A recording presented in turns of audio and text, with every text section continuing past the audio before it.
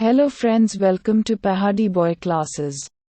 Mother Teresa की जीवनी में लेखक युगोस्लाव निवासी मदर टेरेसा द्वारा किए गए परोपकारी कार्यों का लेखा जोखा देता है, जो भारत में बीमारों, पीड़ितों, विशेषकर कोढ़ी और अनाथों की देखभाल और उपचार करता है। लेखक का कहना है कि मदर टेरेसा का जन्म 27 अगस्त 1910 को युगोस्लाविया के स्कोप्जे शहर में हुआ था। बीमार या बीमार व्यक्ति को देखकर उसका दिल पिघल जाता था और वह खुद को उसकी सेवा और मदद के लिए समर्पित कर देती थी। 18 साल की उम्र में वह एक ईसाई मठ में नन बन गईं। वह लोगों की सेवा करना चाहती थी, इसलिए उन्होंने अनपढ़, भूखे और बीमारों की पीड़ा को कम करने के लिए भारत आने का फैसला किया। यहीं से उन्होंने Saint Mary Convent School, Calcutta में बच्चों को भूगोल पढ़ाना शुरू किया। रंग, नस्ल और धर्म के भेद मिटाकर वह सभी बच्चों से प्रेम करती थी। एक बार जब वह मोती झील, बशीर बस्ती, कलकत्ता से गुजरी तो लोगों को बीमारियों से पीड़ित देखकर उन्हें बहुत दुख हुआ। उन्होंने उनकी पीड़ा को कम करने के लिए उनके साथ रहने का फैसला किया।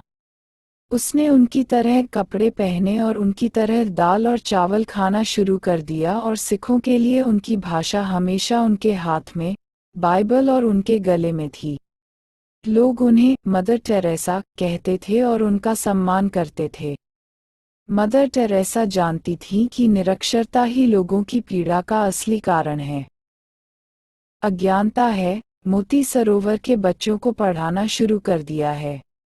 प्रारंभ में उसके पास बच्चों को पढ़ाने और समायोजित करने के लिए संसाधन नहीं थे, इसलिए उन्होंने जमीन पर बच्चों को अक्षर पढ़ाना शुरू कर दिया।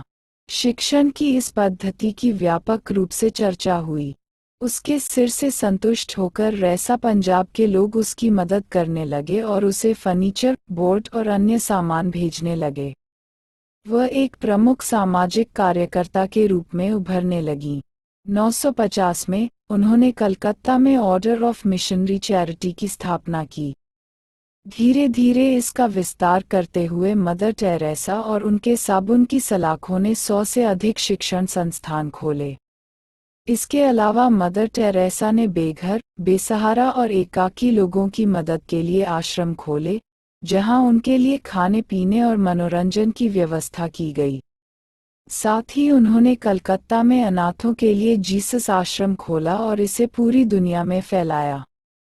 इन्हें चलाने के लिए उन्हें दुनिया भर से मदद मिलती है। महात्मा ईसा के पद चिन्हों पर चलते हुए मदर टेरेसा ने कुष्ठ रोगियों के पुनर्वास के लिए एक आश्रम खोला। उनका इलाज करने के बाद छोटे छोटे काम भी सिखाए जाते हैं ताकि वे रोजी रोटी कमा सकें। मदर टेरेसा युद्ध, भूकंप या बीमारी से प्रभावित लोगों की सहायता के लिए दौड़ती थीं। उन्हें उनके मानवीय कार्यों के लिए प्रमुख सरकारों और संगठनों द्वारा सम्मानित और पुरस्कृत किया गया है। उनसे मिलने वाले पैसे को उसने अपने आश्रमों पर खर्च किया।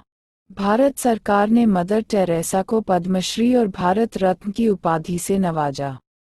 उन्हें नोबेल शांति पुरस्कार से सम्मानित किया गया था और रोम के पोप द्वारा सम्मानित किया गया था। 5 सितंबर 1977 को मदर टेरेसा का निधन हो गया। पूरे सरकारी सम्मान के साथ उनका अंतिम संस्कार किया गया।